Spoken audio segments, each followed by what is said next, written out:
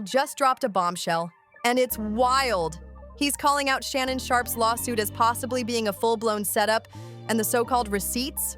Straight up jaw-dropping. Just days ago, Shannon got slapped with a lawsuit by Gabrielle Zuniga, who's accusing him of some heavy stuff, claims that he allegedly assaulted her more than once. But Dave's not buying any of it.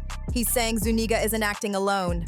She's allegedly backed by some major players pulling strings from the shadows. Big names who supposedly want Club Shay Shay shut down for good. Shannon's been making noise, exposing celebs on his podcast. And now, looks like someone's trying to shut him up. But it doesn't stop there. There's more heat. Whispers going around that Shannon's been playing a risky game himself. Allegedly, he's been digging up dirt on the guests who come on his show, then using it to keep them in check.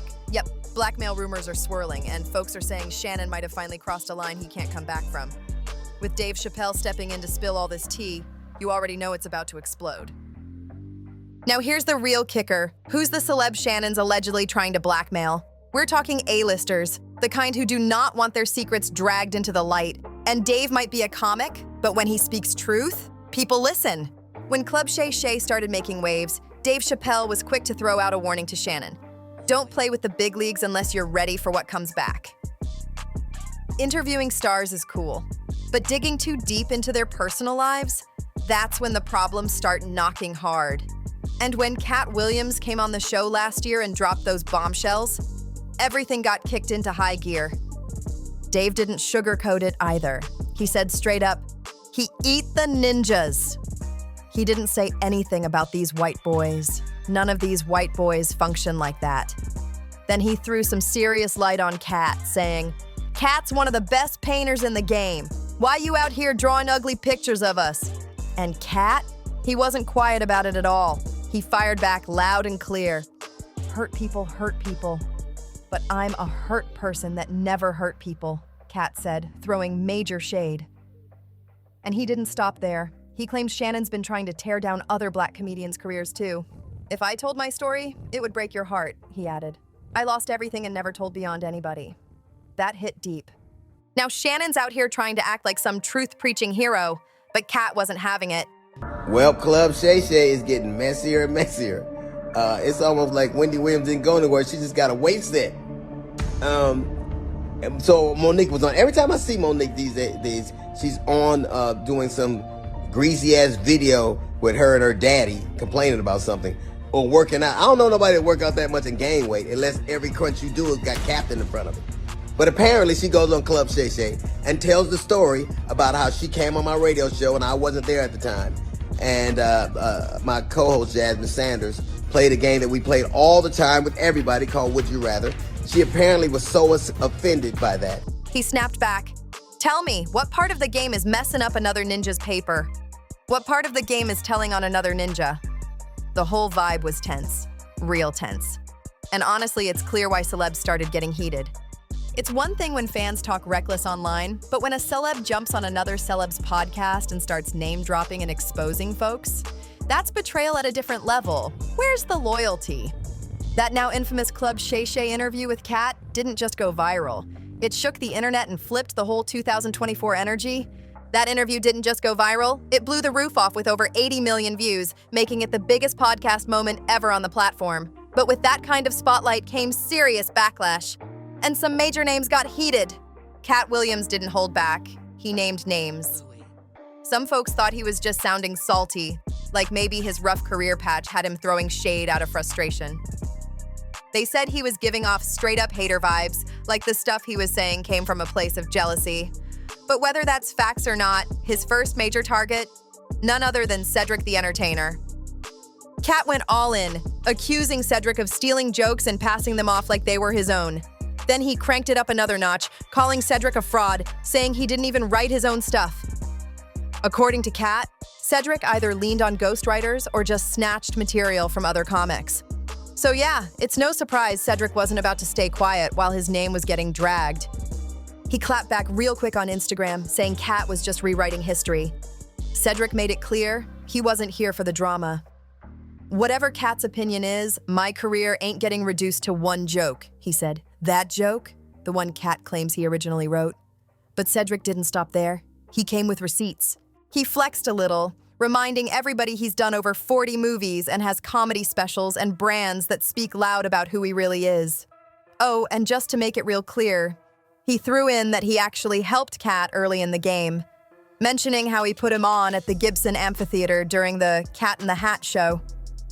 Then Cedric closed it off like a true OG. All that tough talk is corny. I'm a grown man, and none of this gonna go how you think. You do you. I got this over here. But Cedric wasn't the only one catching heat. Kevin Hart jumped in and didn't hold back. He hit social media and blasted Katt, calling him a straight-up clown who belongs in the circus. And honestly, that response had been building up for a while.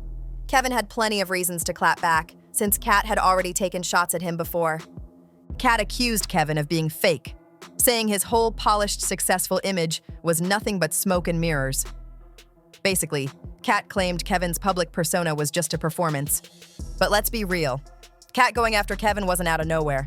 These two got history. Their beef's been simmering for years. Katt's been vocal about being blackballed by the industry, saying Hollywood pushed him out because he wouldn't play by their rules. That rubbed Kevin the wrong way, so he pulled up to the Breakfast Club and fired back, saying it wasn't about Katt being too real. According to Kevin, the reason Katt got pushed out was because he was difficult to work with, always bringing drama and problems. So when Katt took more shots at Kevin on Club Shay Shay, people saw it for what it was, straight up payback. Kevin had already taken shots, but he wasn't done. He clapped back again, doubling down and calling Katt a clown who belongs in the circus. The back and forth got wild fast. But here's where it really got messy. Shannon and Katt both started catching heat after that episode dropped. And it wasn't just Katt getting dragged. Shannon got called out heavy too. Rapper Mai even accused him of being anti-black, pointing out how Shannon gets real loud when calling out black folks, but stays oddly quiet when it's about someone white. That had people raising eyebrows hard, and Katt's interview already had some folks side-eyeing the whole show. But then, boom, Monique entered the chat. And once she showed up, everything exploded. Shannon was already skating on thin ice. Then Monique started name-dropping Oprah and Tyler Perry like it was nothing. That had people asking, wait, is this dude trying to take down every major black celebrity out there? Monique didn't come to play. Just like Katt, she called out everybody. Oprah, Tyler Perry, Kevin Hart, nobody was off limits. And Monique's been holding that fire for a while. She said she got blackballed after refusing to do unpaid promo for Precious. According to her, she met her contract terms, but the moment she said no to free work, everything allegedly went downhill fast. When Hollywood blackballs you, it's not just a minor loss, it's a full-blown chain reaction. You stop getting calls, deals vanish, and your career can fall apart overnight. Monique's story wasn't just gossip, it was a loud warning. That's a wrap in Hollywood. And that's exactly what happened to Monique. Once they cut her off, the rest of the industry followed, like dominoes falling fast. Then came the heat on Cedric the Entertainer. Katt didn't hold back. He mocked him hard, saying, "He over here looking like a walrus, can't even lift his arms off his stomach." Then he asked, "Why am I not a movie star?" while throwing shots at Cedric for not doing anything major. Katt dragged him even more, saying Cedric was supposed to be singing, dancing, and telling jokes, but couldn't sing, couldn't dance, and didn't even write his own jokes. And that comedy career? Katt claimed Cedric had 4 specials so bad, they're not even on Netflix or Tubi. Katt repeated it loud for the crowd. They're so bad they didn't make it to Netflix or Tubi. Then he flexed. "Sir, I have 12 comedy specials. He has 4, and they're nowhere to be found." That roast hit deep. Nobody wanted smoke by association. People were too scared to even stand next to Monique, let alone work with her.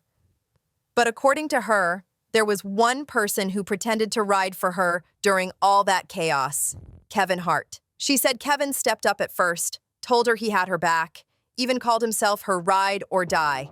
And this was when she was already blackballed and being iced out of the game. She really believed him too. He acted like he cared, like he wasn't afraid to stand beside her. But then, boom, Kevin switched up fast. After all the big talk, he ghosted her like she never existed. And here's the part that cut deep. Monique said Kevin didn't even end things face to face. He allegedly had other people do it for him, cold. But she wasn't done. She claimed she's got audio receipts of Kevin throwing her under the bus and begging Tyler Perry for approval, just to keep his own deals safe. So yeah, let's just say Shannon's podcast isn't exactly loved in Hollywood right now.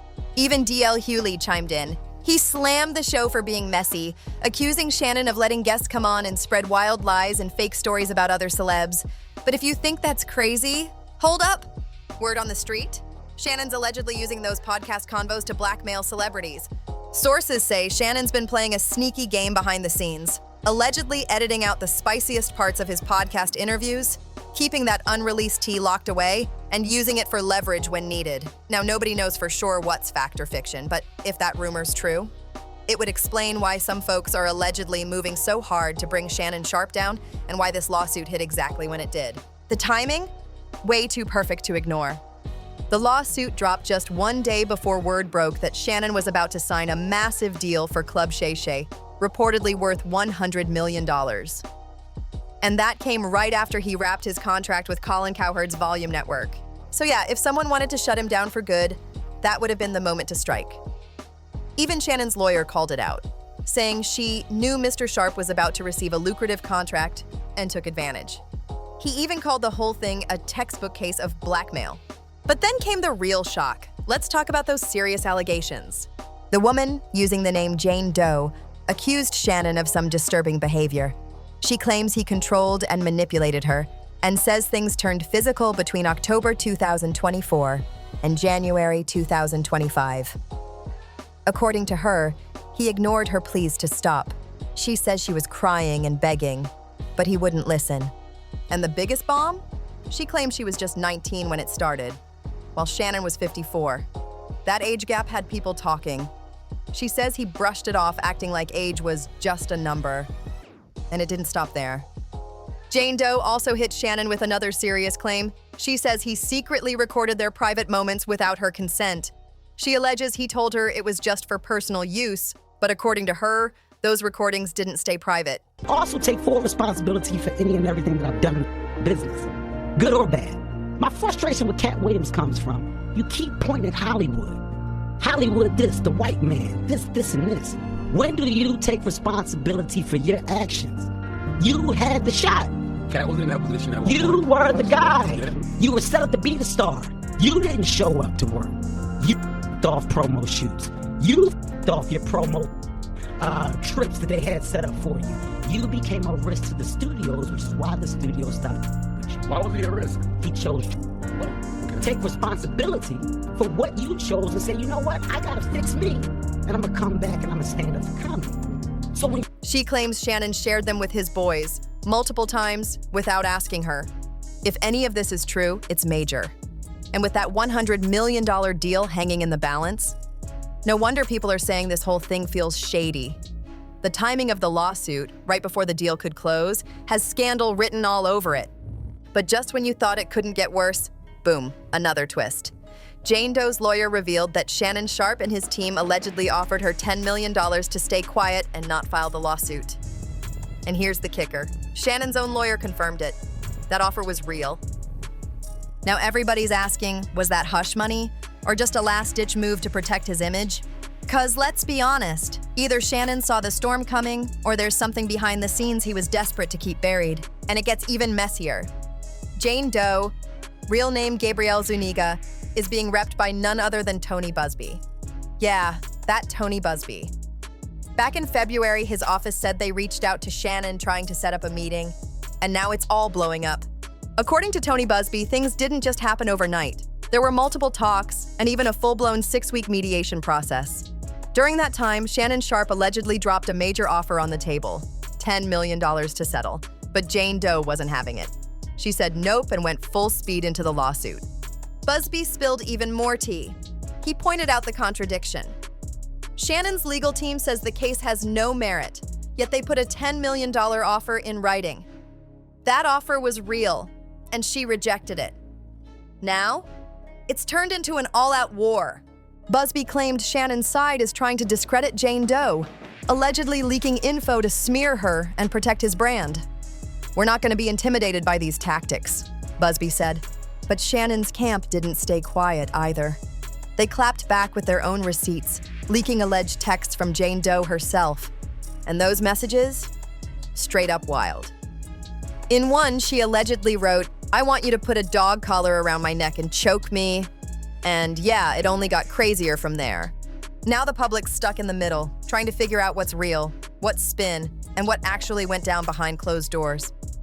And just when it couldn't get any more chaotic, boom, the leaked messages kept coming. In one, Jane Doe allegedly talked about cash for fantasies, asking for a baby, even saying things like $20,000 for each cheek. People were in shock. Some couldn't even believe the messages were real. "Only if you put that baby gravy in me. I want you to put a big baby in me."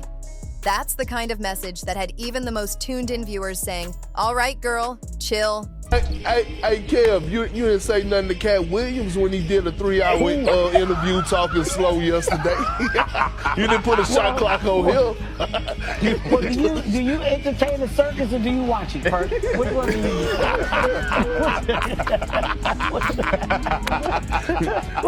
What do you do? You watch it. You go, man, look at that lion riding the bike. That's what you say. And thirdly, you call yourself coming at me, right? You want to be aggressive with me, right?